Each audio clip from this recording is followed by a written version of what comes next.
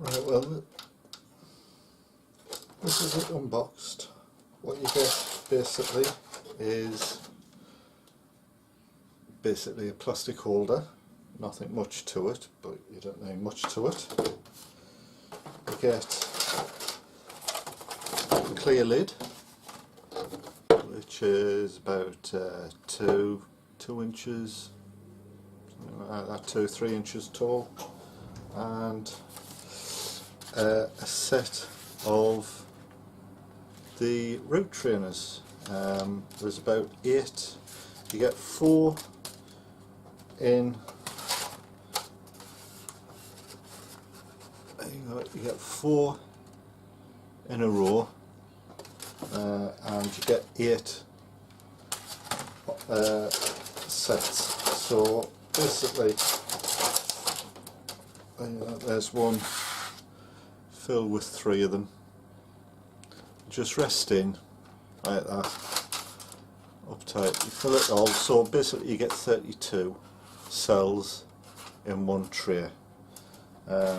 And basically all they are is they just open up like that, and then you just clip them shut again like that.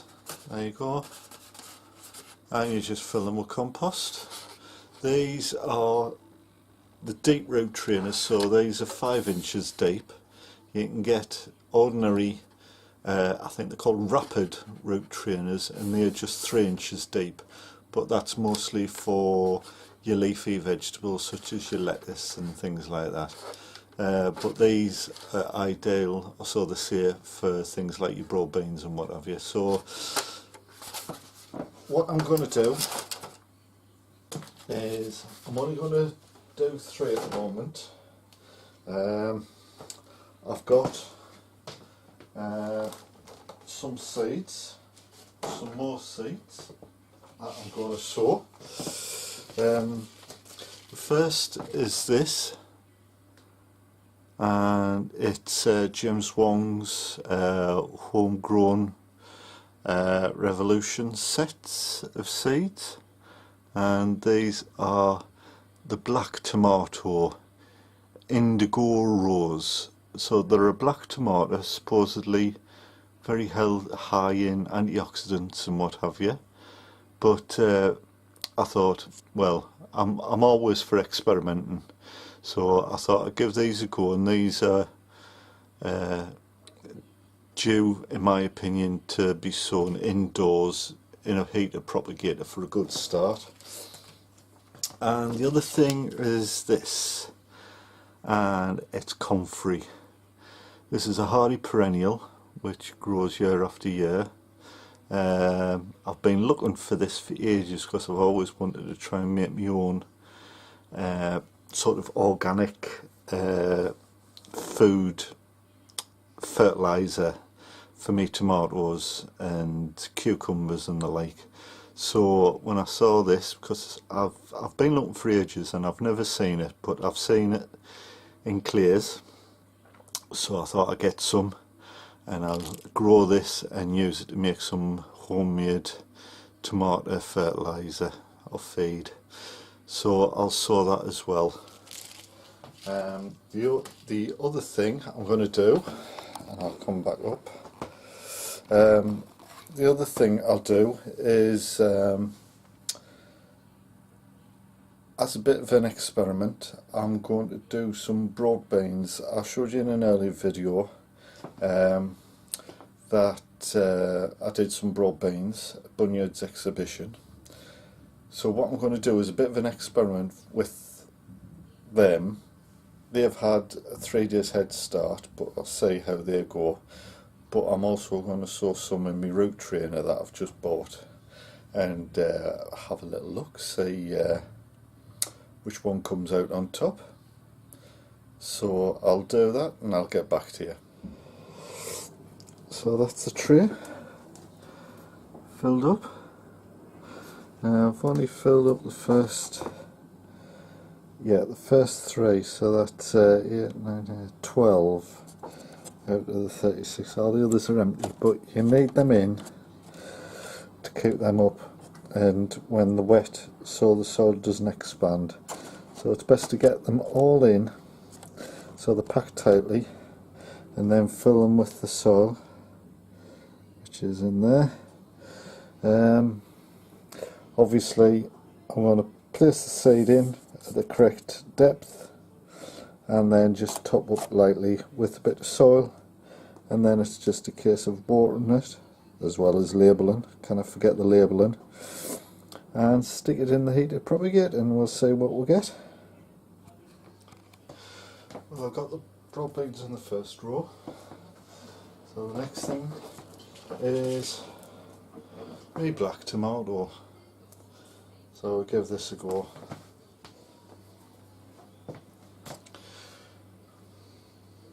So in this second row, I'm only going to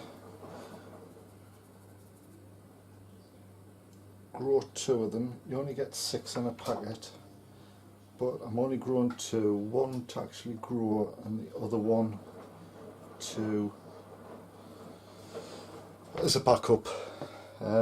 So don't know if you can see. So yeah, so down there, the only 2 tomatoes, black tomatoes. So I just need a little covering over them, and they'll be okay.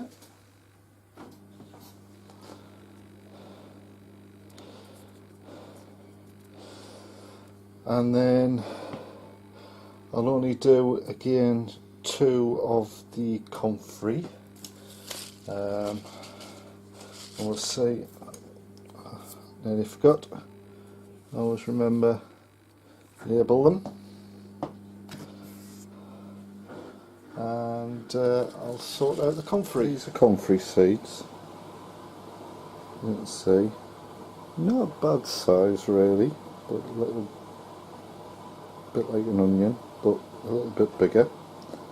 So they're Comfrey seeds. So all I need to do is drop 1 in each, and then it's just a case of covering them up with a bit of soil. There you go. So that's the Comfrey sorted. Comfrey. So label that up. So in these these 2 of my last row, I'll transplant me germinated Brussels sprouts. So I'll just do a little hole. So yeah, so there's me 2. There's 1 germinated there, 1 germinated there, and there's another one of the rhubarb germinated there. None of the Evesham have appeared yet.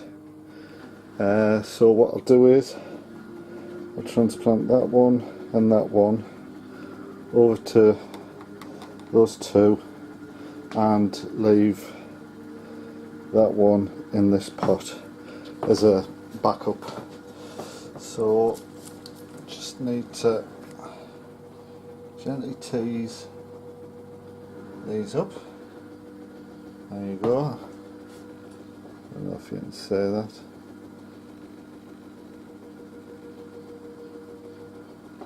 And then it's just a simple case, gently put it in, ever so gently. Want to damage it in any way. There's 1 in. What I probably would have done if I'd known I was going to get this was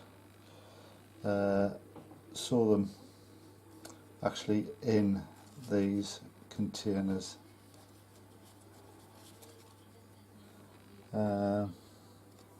But I didn't know that at the time. So now if you can see, oops, sorry about that. Zoom in a little bit. So there you go. 2 Brussels sprouts in. Right, so for these last 2, what I'm going to do is these here, and it's me Ogen melon. I'll do 2 I'll do 2 of them, and if they germinate too soon and they die, then fair enough. Nothing much has been wasted. So they're filled up, put them on the side. I don't know if you can see the seed there. Quite large melon ones, like teardrop sort of shape. So I'll just put them on the side. Bit more compost. Just gently rub it down, and then that is going to be it. As I say, I've got them other cells. I can put soil in them and use them at a later date, but at the moment they're just in there to keep these 3 in place and to stop them from getting too big. So they get water from below, and then they'll get took out, or what I'll do is I'll put them in a tray like this one, and like an empty dry one, and then put the lid on like so, and there you go. Stick them in the incubator and hopefully they'll germinate and grow. And as I say, I'm going to do a comparison for me broad beans and like Brussels sprouts compared to the one I've got in the pot and them there. So we'll see how it goes. So yeah, the main aim is that these are 5 inches long. The seed will be about there, and that'll just grow down and just grow down, and then once the root hits the bottom here, it's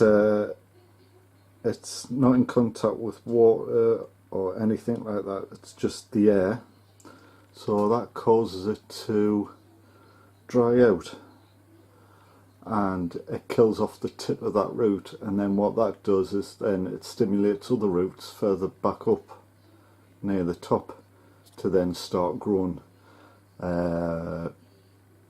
secondary roots, and then they then grow out, hit the side, and then they're encouraged to grow down, so you get a nice good downward healthy growing roots. And then when they hit the bottom, it's called air pruning, and it just helps it produce nice healthy roots for transplanting. So that's the seeds in, that's the theory explained. Hopefully it'll work. Okay, so I've moved the 2 smaller ones to either end of the mat, so they'll be alright there, and all that's needed now is the tray that I've just started. That can go nice and snugly there. So that's it. It's all set. Just need to seal place up now.